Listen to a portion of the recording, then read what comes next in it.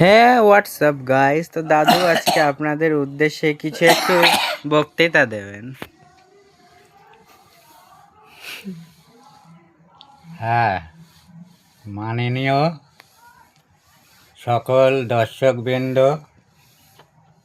এই যে আমি গান করছি এই আমার 55 বছর বয়সে যে গানটা গাচ্ছি, আপনাদের ভালো লাগলে অবশ্যই কমেন্ট করবেন।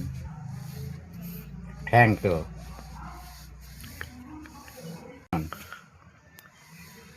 नफरत की दुनिया छोड़ कोई के यार के दुनिया में खुशी रहना मेरिया। जब जानवर कोई इंसान को मारे, जब जानवर कोई इंसान को मारे।